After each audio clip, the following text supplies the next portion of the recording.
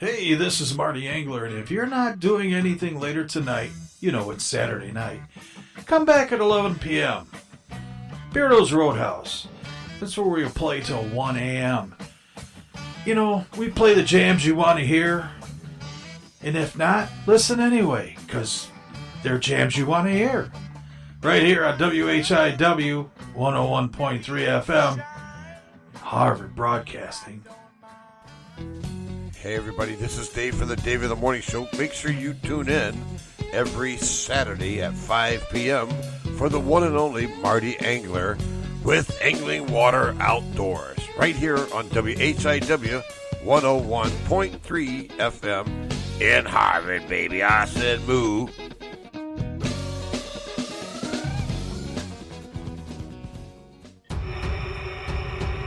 Hey, this is Man Moorigger from UFO Buster Radio, and when I'm not out blowing up aliens and UFOs, oh, that was close, I'm listening to Angling Waters Outdoors with Marty Angler.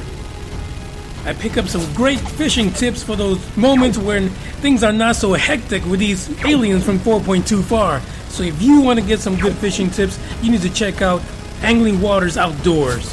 Enjoy the show, because I'm going to bag me an ET right about now. Hasta la vista, baby.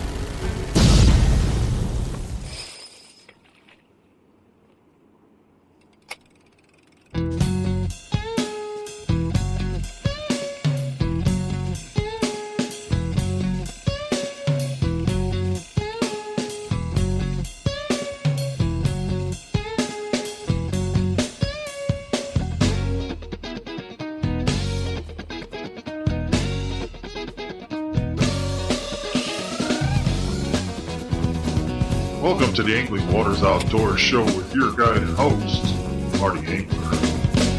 I lack ambition.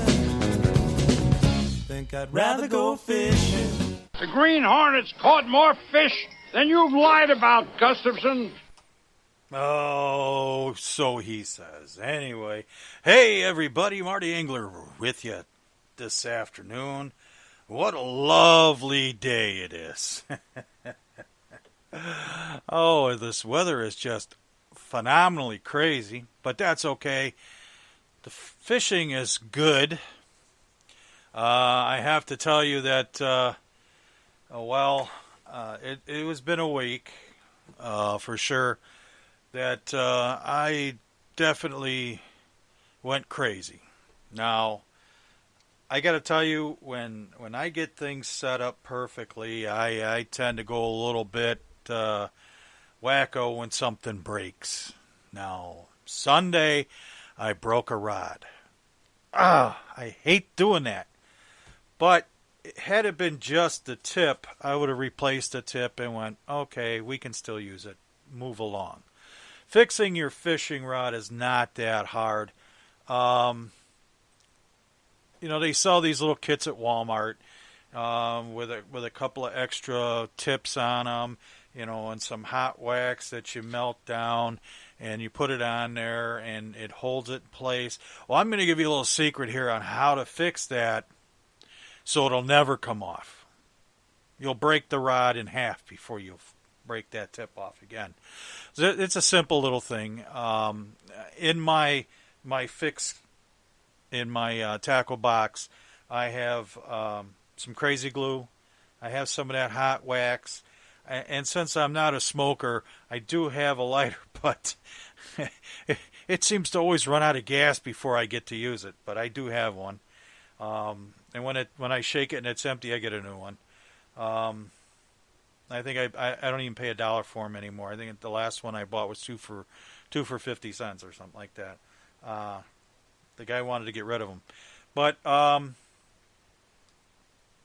what I do is once that's broke off, I take some crazy glue and glue the tip of the rod.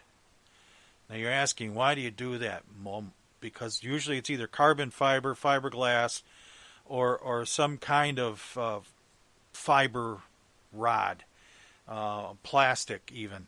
And what I do is I make sure that I get glue on the inside if I can, and make sure that that seals tight. Okay? Once I do that, then I take the rod tip put some glue in that, hot melt, some crazy glue or something similar, Gorilla Glue, whatever. Put that in there. Gorilla Glue expands, so be very careful with that, because 2 drops in there may expand it right off. Not always, but be careful with it. But it will seal and tighten things up as far as if you've got cracks and the rod tip you got's just a little bigger than what you need. Now, a lot of people say file it down to make it fit snug. You know what? If you got Gorilla Glue, use that. It'll seal it. And don't go crazy. Try to get it as tight, but yet as you want to be able to put it on and pull it off. Maybe a little struggle to pull it off, but I put crazy glue inside there, put that on there, and then I take the plastic or wax, whatever it is that you heat up glue, and wrap it around there, and go up the top of the up to the bottom of the eyelet, and then I go back down, and then I try and make it all uniform, and then with my fingers, once it starts to cool a little bit, I just tap it around and kind of smooth it out, and then let it cool like that. Now, again, you'll break that rod long before you break that tip off, if you've done it right. I've never seen anybody that's ever done that, that's ever just broke the tip off, but it does happen. I'm sure somebody will have that issue, because it always happens somewhere. But anyway, my rod, unfortunately, was just too broke. I actually broke 2 feet of it. A 7-foot rod was now 5 foot tall. So, and I'll tell you, I said, well, I'll just go on eBay and purchase another one. No, not that easy. So I said, okay, well, I'll look at the manufacturer and I'll do that. No, they weren't there either. So I Googled that stuff. And, well, I found it. I found it at Big R, believe it or not. So I went to Big R, and for $29 I replaced the same rod. And the reason I did that is because I used that rod specifically for my inline spinners, my smaller inline spinners. So I need something that I can fling out there and get distance while still having a lot of that back end when I set the hook on a big fish. So it's a quantum rod. Quantum rods are pretty good rods. But then it got me thinking that a 5-foot rod bait caster for a beginner. So I cleaned it up, the broken one, and I'm going to put a tip on it. And once the glue all settles and everything else, I'll put like a Zebco on her. And who knows, maybe I'll go to not Bass Pro Shop, but Goodwill, and I'll find a rod there. Well, in the process of doing that, I found one that broke just below the, it was a 2-rod, a dual rod that broke, and it just broke just low enough that I couldn't fix it. So I was sitting there thinking, I've got this thing that I use to spool my rods, and this thing is, probably 3 foot long. So it was hollow. It's a fiberglass composite, and it was on a medium 6.6. Now it's like 3 foot. So, and it's a spin cast rod. So what I did was I opened up the end, put some hot melt glue in there, and then put the thing to put my roll of string on, my monofilament or my braid, with the adjustments for tension, and it fits perfectly in that hole, and it doesn't come out. Well, then after I glued it in there, I wrapped it up with some black electrical tape, and I've let the glue settle. It's been a few days, and I'm holding it in my hand right now, And I'm telling you, I'm a big guy, and I'm sure if I really muscled it, I could break it. But that's not what I want to do with it. What I want to do is I want to be able to put a reel at the other end and just reel it in with the tension. And it should be good enough for that. It should hold it in place for that. And now, instead of spending $40 on one, I spent $3 on the line winder. I call it a line winder. And now I've got one that I can put a reel on and reel to it, or somebody can hold it and I can peel the reel off the other side. So there's always benefits to not throwing away rods and reels when they break. And being that's the case, I have to tell you, I have a box of reels that are just parts. They're just spare parts because there's nothing else I can do with them. The bearings are worn out. The reel seats are gone. There's no way to customize it to work again. So spare parts it is. Now, I have found a couple of open-face spin reels that were missing handles. Well, they're not missing handles anymore because I found the right handles that would fit it. And I go to garage sales and stuff and find, they'll have a box of reels. And usually the person selling them usually has no clue. It was their husbands or boyfriends and they've gone, moved on, or passed away or whatever. So they've decided to get rid of it. I say, how much for the box? And they'll say, oh, give me $5. Okay, $5. I may get 4 or 5 good reels out of it, but I may get 20 parts. So I start piecing parts on reels that are, have a broken handle, or need new gears, and I have new gears here to fit. It's something to do when spending money is not an option. You go to Goodwill, you'll see rods all over the place with a broken reel on it. I take that broken reel off. I put a new reel on it. Now I've got a functioning rod and reel that I can, give away, donate, whatever. I do have a few rods that I'm getting ready to donate. Our park district here has fishing classes, so I'll donate it to them, and they can use them for spares on teaching or whatever. And I have a nice relationship with the lady in charge of it, so she'll tell me, yeah, I'll take those. We talked about it a couple of months ago, and I said, yeah, I've got 7 or 8 of them. You let me know when you need them, and I'll bring them to you. So now that number's up to about 10. So, and if I take somebody fishing and they don't know how to fish, I'll give them a rod and reel. I mean, it didn't cost me anything in the long run because, I've had all these spare parts, and maybe I broke a rod, and I'm picky.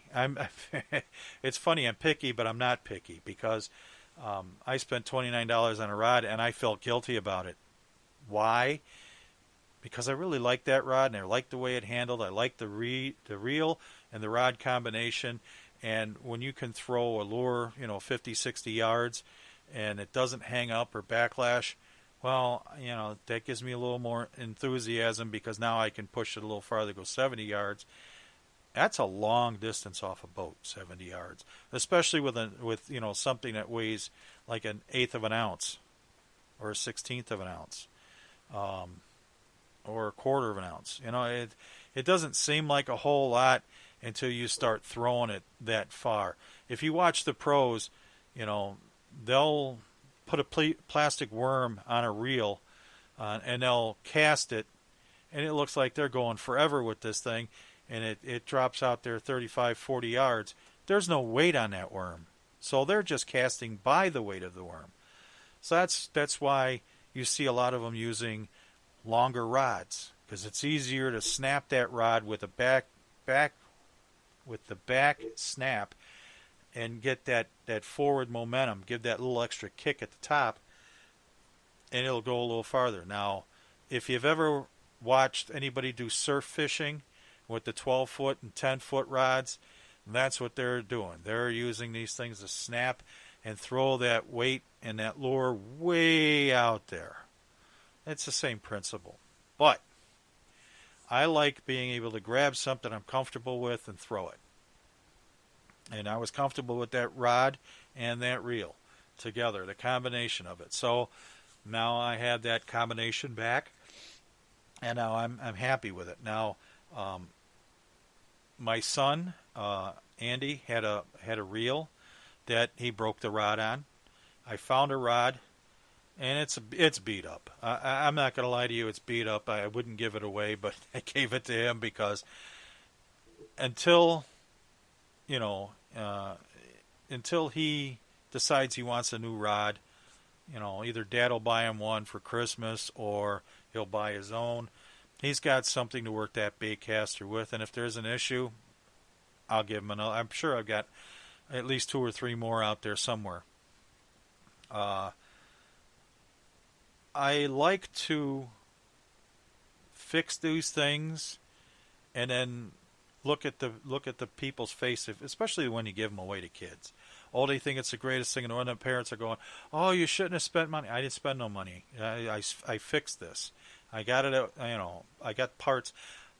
I've bought probably 4, 5 complete rods and reels that I didn't have to do anything with. I opened them up, greased them, and closed them right back up, and they're sitting out in the garage.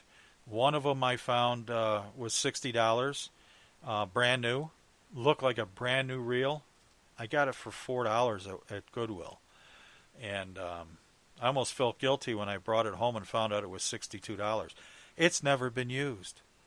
The oil on the inside was even barely moved. So whoever bought it didn't use it. So I gave it to my wife. I put it on a 6.5-foot rod, and I'm going to teach her how to bait cast with it. Once I get her used to that, and give her a bait caster and teach her how to use that, then I'll take that rod, and who knows? Maybe she'll like it. Maybe she'll want to use it for worming, or maybe she'll want to use it for bluegill fishing. I don't know. That's up to her. But it's, to me, there's nothing more rewarding than going to, you're providing a service by fixing it. You're donating money to a cause like Goodwill, and if you've got to spend a little time fixing it up, hey, still a winner. So you go to garage sales. Don't overlook that box of rods or reels and the 15 or 16 rods with no reels. Buy them all. Because if you find that you've got no reels worth it, you've got spare parts, maybe the next garage sale you go to, now you've got reels that are needing parts. There you go. That all works in, okay? Winner. And that's what you want. You want to be you want to be able to do this for the least amount of money, but yet still enjoy, the same things you see down the road with the professionals. I can tell you, paying for professional equipment is just crazy. Of course, they don't really pay for it. Their sponsors do, by the funds that they get for the tournaments, by wearing logos and stuff. But as it is, buying plastics at that level, you're not buying a small bag from Bass Pro Shops. In fact, Bass Pro Shops does sell the touring package for professionals, but they don't call it that anymore. They just call it a big old bag of worms or whatever. And there could be up to 100 worms in that package. They're all the same kind. So you think you're never going to run out, but they'll go quick, especially if they're destroying them. As you're fishing professionally, and I cringe at this every time I see it, A lot of these guys will spend $200, $300, $400 for a reel. Okay, and granted, yes, they do. They're 7, 8, 10 ball bearing, and yeah, they throw them every day. I threw a lot of these inexpensive reels on rods. Again, with the bigger, longer rods, it takes a lot of the stress off the reel because it's not pulling as hard because it's throwing. It's going far. You set that brake on that, especially on bait casters. You set that brake, and it's really it's not that big a deal. Once you get that set, it's so simple. You set your distance up by the brake instead of by adjusting the reel. I set the reel, bait caster reel, so that when I click the button, the lure drops and hits the ground and just does like a half a turn. And then I'll reel it back up and I'll hit the brake, push that button until it comes down and hits the ground without giving that little extra.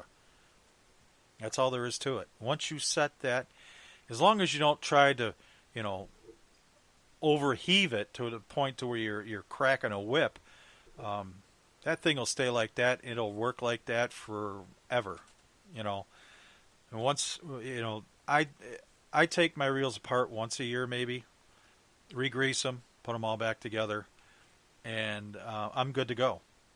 Okay, I fished every day through a summer one year, and never put the wear and tear that I would need a $200 reel. But I'm never going to say no to them. If somebody gives me one, I'll take one. That'd probably be my go-to crankbait reel. But you can achieve the same by working on your own and by not buying expensive equipment. Remember, we're fishing on a budget. We're not fishing to make money, and if you're fishing to make money, well, then you can afford to buy those things. In fact, it probably benefits you by buying those things because now, taxes and everything else, you have to put so much into it to get so much out of it.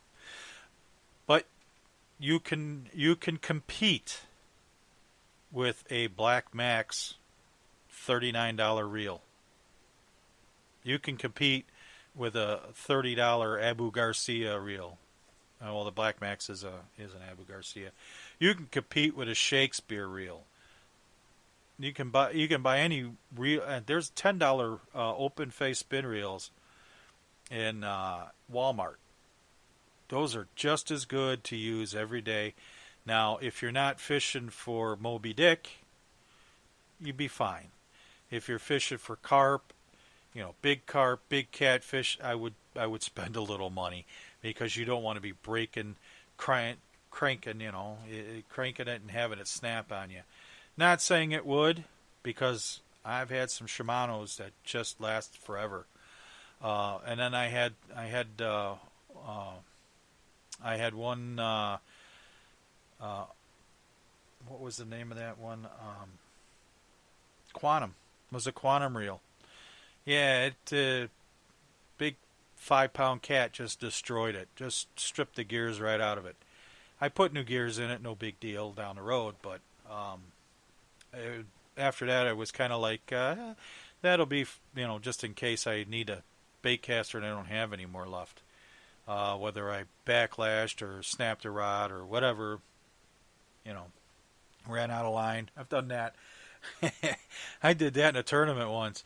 I took 5 rods with me and broke 2. Thought I hooked a fish and actually hooked a log. Broke the line on a pike. Turned around, retied, cast it out. Only had like 75 feet of line left. I was like, oh man. So I had to pull line off one of the broke rods. And it was crazy, but those are things that happen. It's being a professional fisherman is not easy. Yeah, sure, you get to throw your boat in the water and go fishing, but you're constantly thinking, where are the fish? What are they doing? What are they biting on? What am I going to throw first? What colors should I be throwing? How stained is the water? Has there been torrential rains the last couple of days? Is the water moving faster than normal, slower than normal? Is it higher than it usually is? Is it lower than it normally is? Where is it sitting as far as normal? Weed growth makes a difference. Have they put chemicals in the water, killed some of the weeds? There's so many questions that you could sit there and literally bang your head on the wall going, why do I do this? Why do I do this? But you don't have to get that far going in fishing on the weekends or during the week. It's not limited to Monday or Saturday and Sunday. As a matter of fact, I've been known to go out Tuesday, Wednesday, and Thursday. I used to go out Tuesday, Wednesday, and Thursday before 9 o'clock softball games, but that was years ago. I used to fish every day. That's how you learn to fish, is doing it, repetitiously. Ooh, big word. But as you break something, you learn to fix it. It's like your car. Some people do, some people don't. They'll fix it, or they'll take it in and get it fixed. Same thing. You can take them into Bass Pro Shops. I think Cabela's still does it. You take a reel in, they'll fix it, or they'll ship it off to the manufacturer to be fixed for you. And I prefer to do it myself because I don't know, maybe it's because I think I once I've taken it apart and putting it back together a few times, I've got the gist of how to do it. I learned how to put brakes on my car by myself. I've learned how to do many things by myself by just taking them apart and doing it. Yeah, if I'd have messed it up, or if I wouldn't have done it right, I'd have had to take it in and get fixed, but at least I tried. And luckily my wife was always about, well, why don't you try to see if you can fix it first? Well, what if it costs me more money? At least you tried. All right, I'm good with that. And so that's where I went with it. So, and there's nothing for me to sit down here at my desk. As a matter of fact, I have 3 old Mitchell reels that one of them does not have the insert. They're open face spin reels, or open spin reels, or spin reels, whatever you want to call them. I call them, my wife's family calls them open face spin reels. I don't know why. I guess because Zebco makes the 33 and the 330, and they're closed faced. So, I guess what I'm getting at here is mostly, don't throw it away unless you're not going to ever try to fix them. Or if you go, to the flea or garage sale and you see a box of parts and you're like, oh, I don't want to touch that. Buy it up, bring it to me. I'll give you the money you paid for it. Because if I get 3 good reels out of there, I've made money. Because even if I give them away, the $4 or $5 you paid for that box is going to get you, 3 good reels. So you put them on a rod. Now you just saved yourself, $30 for a rod and $30 for a reel. That's $60. And that's if you go cheap. I'm cheap like that and everything. As a matter of fact, I don't know if you don't know it. I like to bowl. I've been bowling my whole life. I've been a sports fanatic for my whole life. I fish. I hunt. I played softball, played baseball, played football in high school, played hockey. So you could somewhat say I'm an athlete, or was an athlete. At my older age, I do less and less. Bad knees and a going hip, and a little extra weight. It does wear and tear on you for sure. So, but don't be afraid to fix them. Don't be afraid to take a chance. If you break one, at least you tried. But if you fix it, you just saved yourself some money. If you spent $5 for a whole box and you get one reel out of it and you got 10 reels in there, well, you know what? It cost you less than $1 to fix it. And now you've got a working reel that you know works, that you're confident in. Confidence is big in this fishing thing. Being confident, knowing that what you're going to do works. Same thing with bowling. If you're a bowler, you know that. You know, the more confidence you have, the better shots you make. And again, what I was getting at was I don't buy, $300 bowling balls. I did once. I did make, but I was making money at bowling then, back 20 years ago. But I don't do that anymore, so I leave that up to my sons. They're pretty good at it.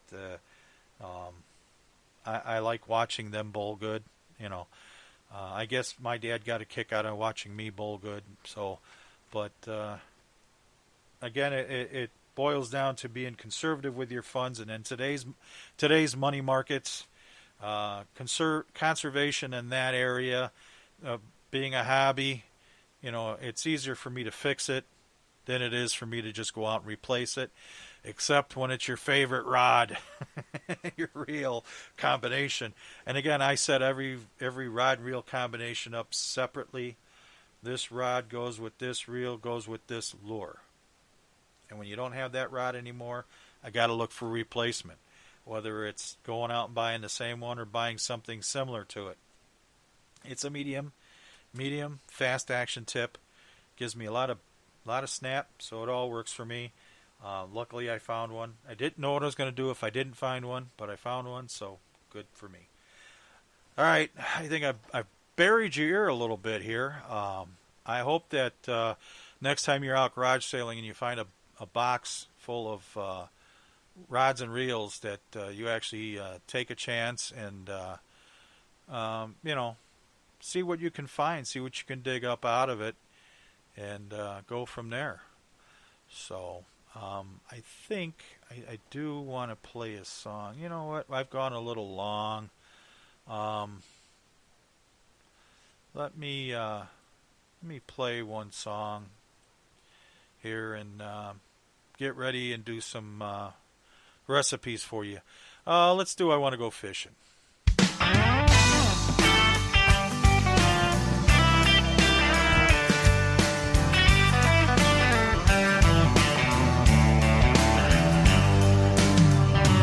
I could spend my days in a lazy boy in a mansion on a hill, or catch a fast train straight to New Orleans, or a slow ship down to Cozumel. I could waste away my spare time watching football with my friends, but I'd rather get my rod and reel and go fishing when I can. I wanna go fishing 'cause it takes my stress away. I wanna go fishing, try and cast my blues away. I wanna go fishing, I don't want to watch the clock. I wanna go fishing, I don't ever want to stop.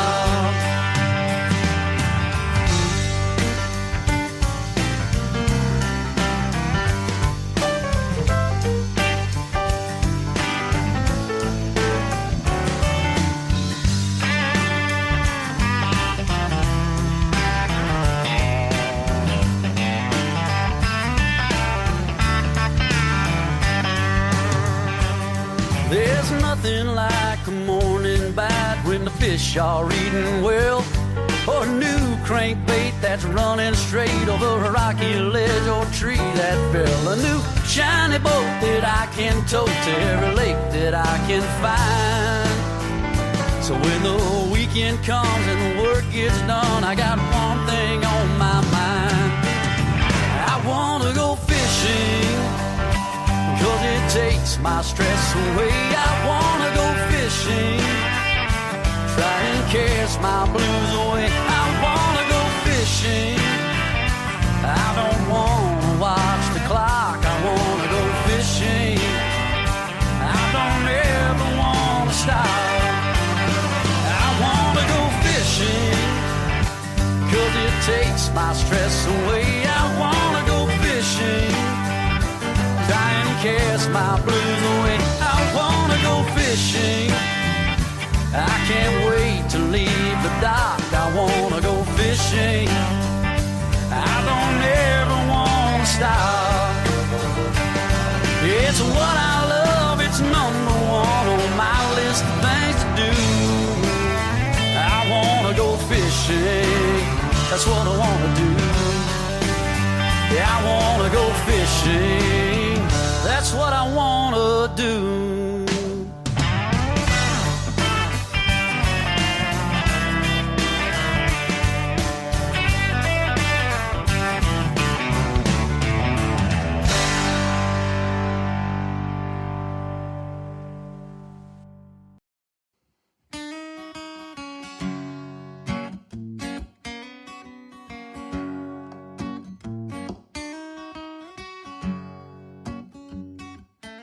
Don't forget to tune in to the Dave in the Morning Show, Monday through Thursday, 6 to 8 a.m., Fridays for the Caveman Show, 6 to 9 a.m.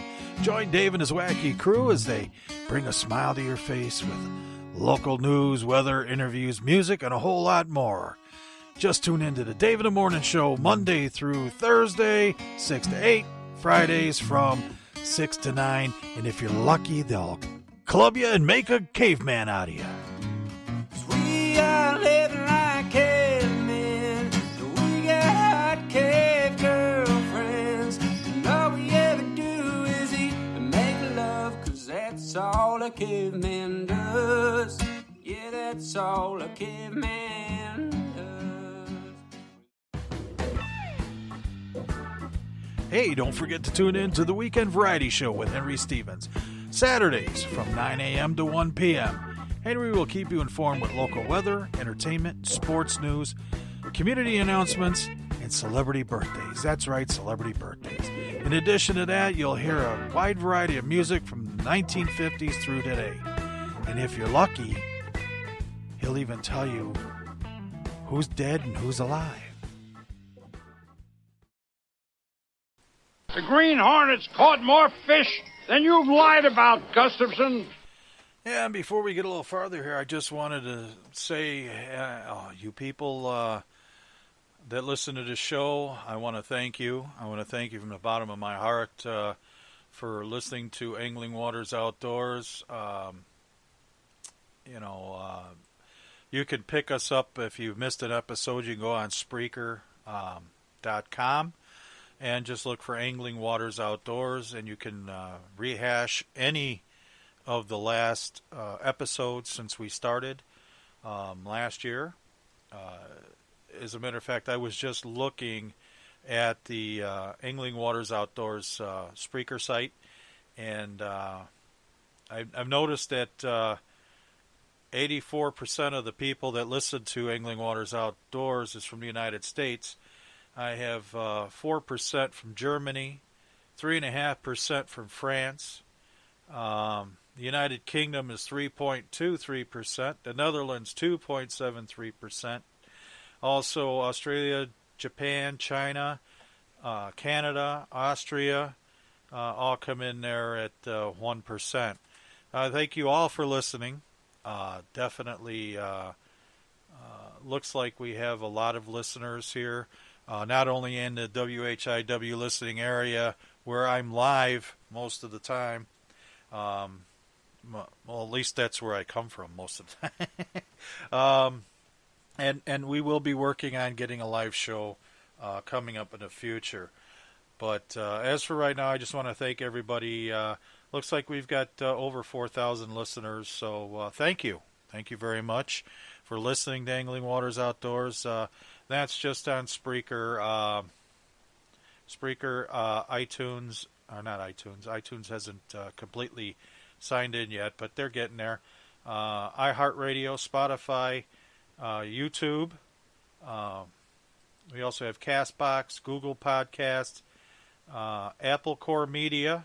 Looks like I do have one in there. Hey, somebody's listening. All right, thank you for listening. And then there's a generic Android app that I also have a listener too. Thank you. And others, wherever others are. Thank you all for listening. I do appreciate that you listen to the Angling Waters Outdoor Show. Again, we do try to help you learn to fish. We don't always just read about bass. We do talk about crappie and northern pike and we do what's going on, and then we bring you reports from several states here in the Midwest. If you do have a question, or if you do or would like me to try to give you a report for your area, hit me up on Angling Waters Outdoors or the AWO show at Comcast.net, or you can email me directly, Marty Angler at Comcast, Marty Angler 13 at Comcast.net. I forget that one for some reason.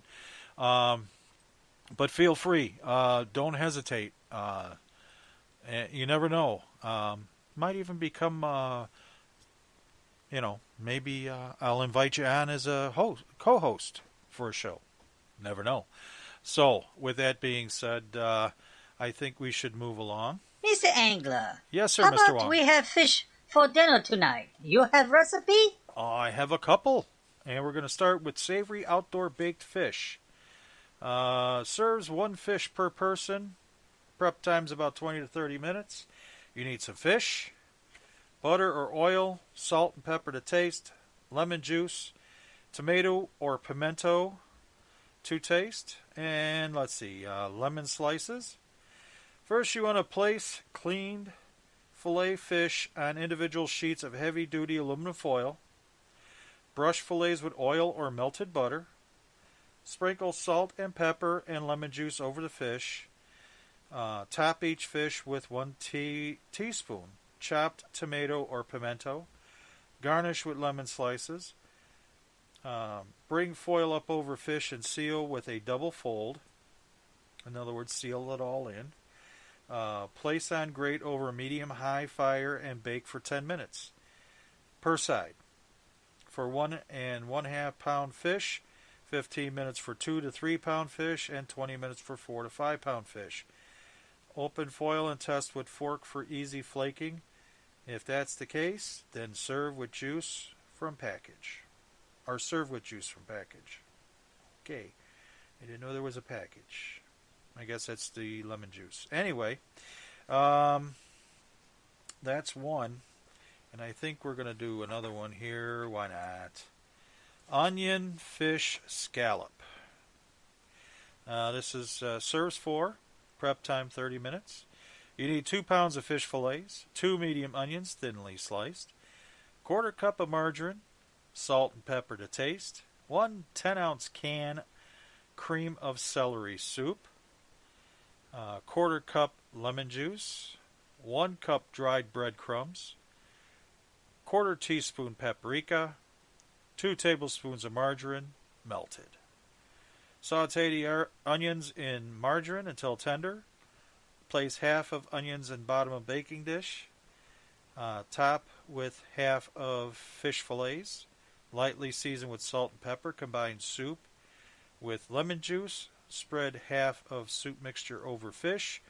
Repeat with remaining ingredients. Combine breadcrumbs with paprika, melted margarine, and sprinkle over fish.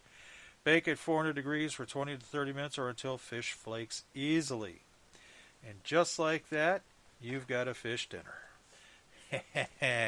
So take that to your oven. Mr. Angler, you got fish report for this week? I do have fish reports, and we're going to start with Minnesota, Lake Mille Lacs, east. The mud flats and gravel continue to produce walleyes during the day in 26 to 32 feet, or 18 to 22 feet during low light periods. Some form of live bait rig with leeches, crawlers, or minnows will turn fish during the day. Slip bobbers and leeches are working best during the evening hours on the rocks, reefs, or points in less than 15 feet. Muskie reports have been light, but smallmouth bass continue to hit on the rock pile, points, and shoreline breaks. If you're heading over to check out the east side, that's Johnson's Port Side 320-676-3811. For the west side, walleye action remains favorable on the mud flats in 24 to 30 feet with spinner rigs, leeches, night crawlers, and or minnows. The points, shoreline breaks, and rocks are kicking out walleyes in 12 to 18 feet as well. Live bait rigging, jigging wraps, and other hard baits are working on these spots during low light periods.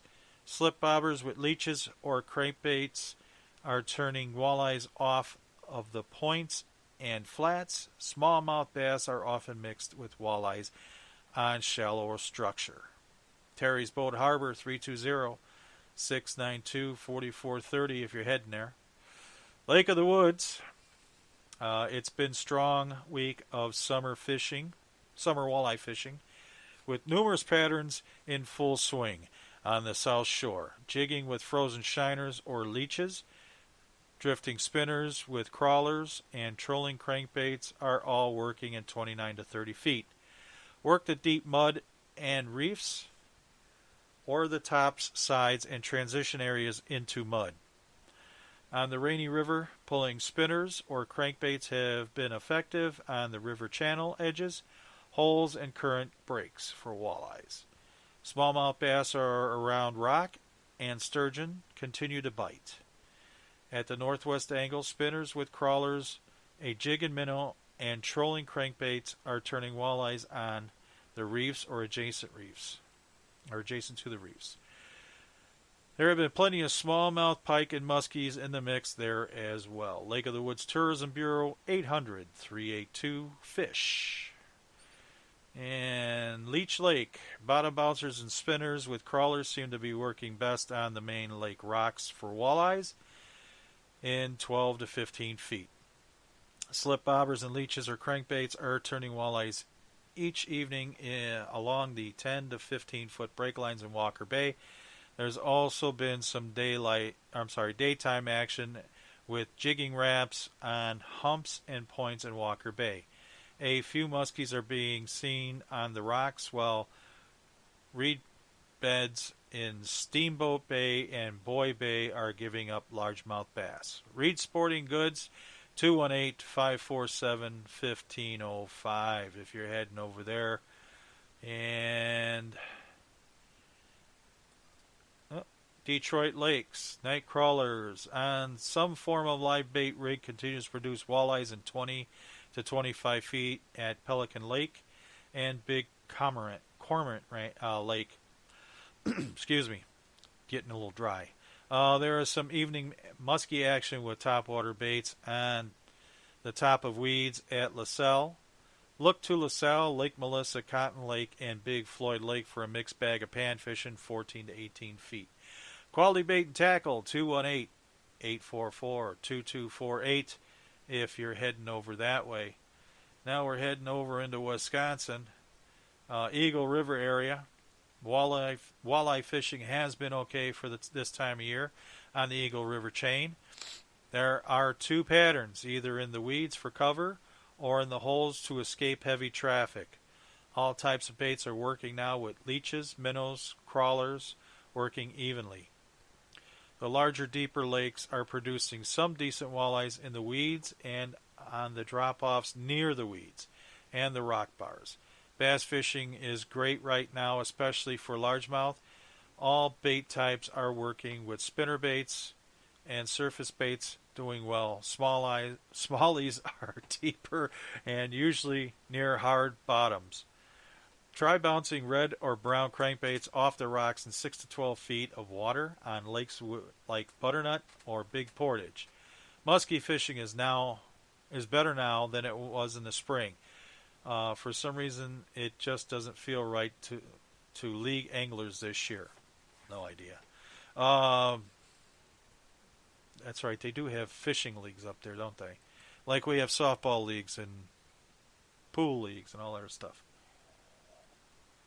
Excuse me. The numbers seem to be down this time of year for surface baits or for deep running plastics on suspended fish.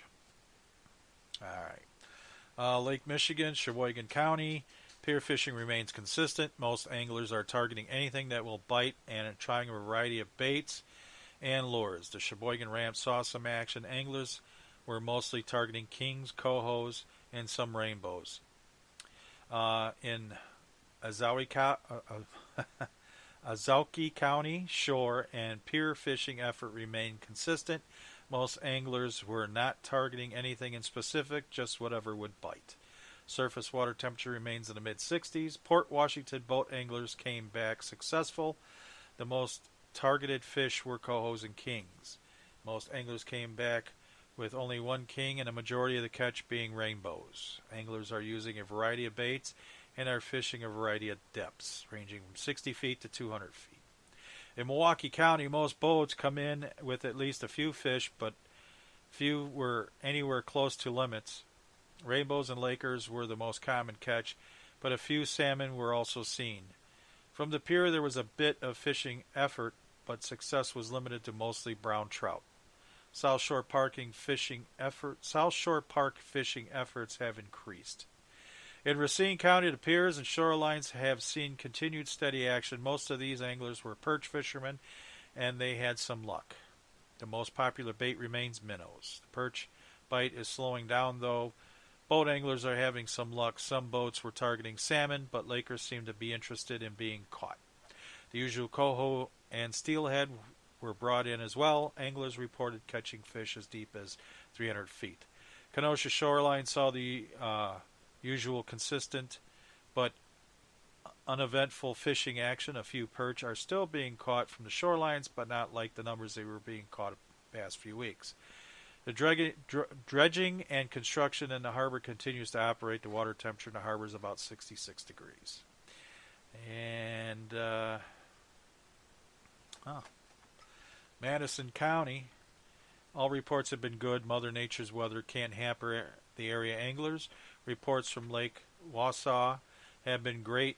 Crappies are as many as stars in the sky, but you have to go deep, 20 plus feet, with a flathead and a jig. There you have it. Into Illinois, here we go. The chain of lakes. Bluegills are good in shallow water. Crappies were good on minnows and light jigs in channels. Northern pike were hitting spinnerbaits and spoons. Catfish are biting night crawlers or fatheads. Muskies were very good hitting on spinners.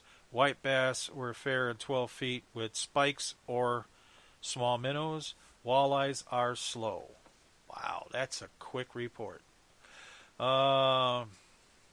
Lake Michigan, Chicago area. Fishing has really picked up. Big cohos and king salmon are being found in 80 to 120 feet of water. Magnum glow spoons as well as larger flasher and flies have been taking most of the fish. Downriggers and dipsies have been doing best, with copper and lead core coming in a close second. Early morning or late afternoon, evening are the best chances for limits. For those who were able to fish for perch, the fish were being caught jigging plastics and drop-shotting minnows in the downtown harbors. The fish are holding tight to the bottom. A lot of moving is key to staying in the schools. In the south, Carlisle Lake, southern Illinois, crappies and catfish best. Catfish being taken on cut shad and shad guts off rocks in Keysport. Crappies biting on minnows, jigs, tube jigs by Hazlitt State Park. Sauger hit and miss if they can be found. White bass are said to be hungry for jigs. Bluegill fishing is fair on worms.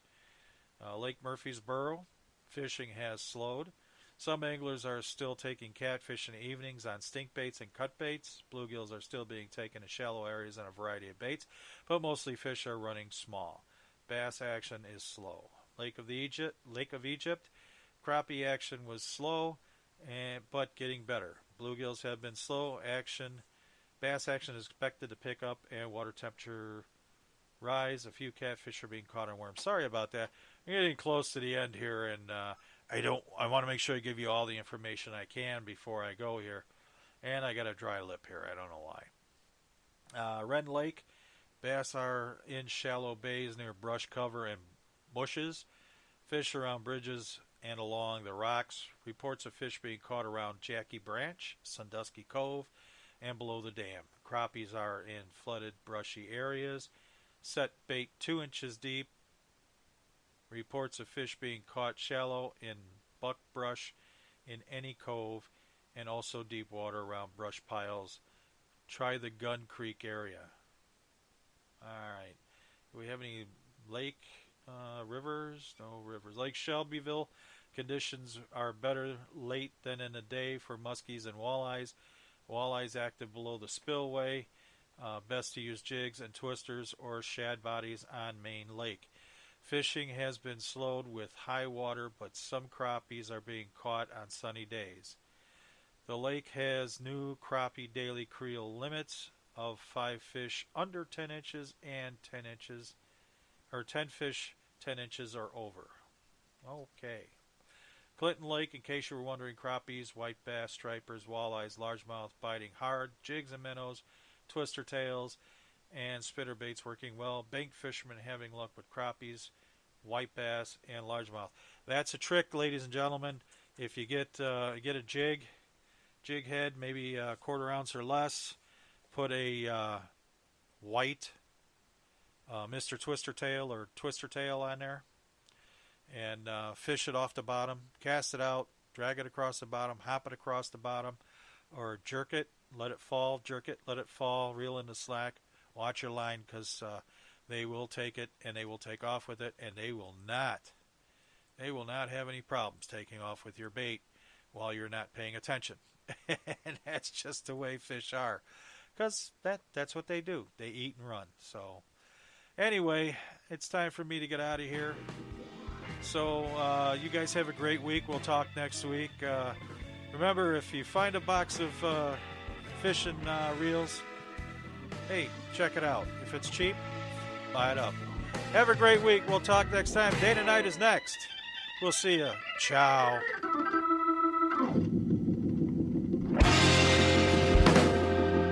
Okay, you go now. Show over. Mr. Angler say you come back next week.